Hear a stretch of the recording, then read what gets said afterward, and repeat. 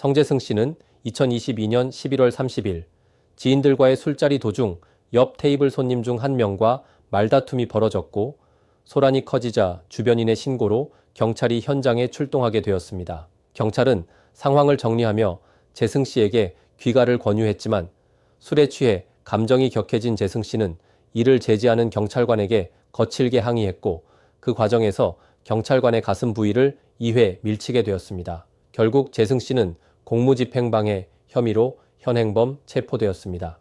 재승 씨는 초범이었기에 사건을 조사만 받으면 가볍게 끝나겠지라고 안일하게 생각했습니다. 하지만 사건은 신속히 구공판되었고 법정에 서게 되자 상황의 심각성을 실감하게 되었습니다.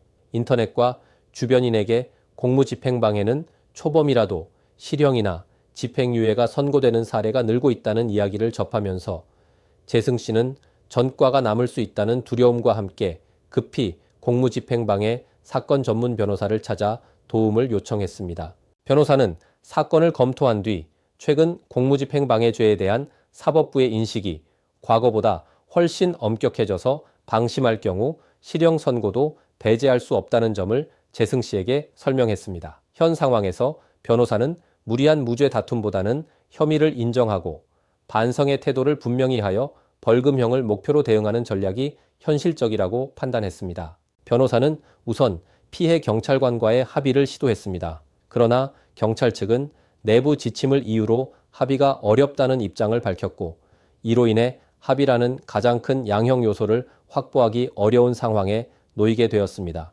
이에 변호사는 전략을 전환해 마지막까지 반성과 사죄의 의지를 전달하는 동시에 형사 공탁을 진행했습니다. 피해 경찰관은 공탁금을 수령해 주었고 이는 재판에서 피해 회복을 위한 실질적인 노력으로 평가될 수 있었습니다.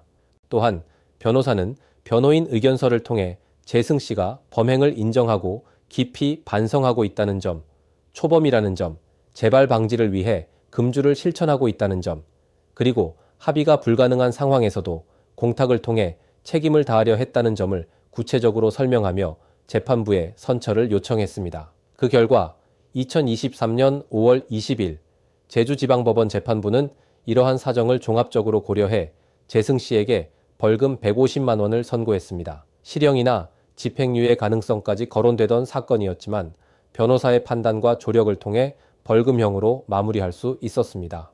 최근 공무집행방해죄는 초범이라도 기소되어 재판까지 가는 경우가 많고 처벌 수위 역시 점차 높아지는 추세여서 안일하게 판단하면 예상보다 무거운 결과로 이어질 수 있습니다. 만약 공무집행방해 혐의에 연루되었다면 초기부터 법률 조력을 통해 합의 가능성, 공탁 여부 등 현실적인 대응 전략을 세우는 것이 빠르게 위기를 극복하는 방법임을 명심하시기 바랍니다. 감사합니다.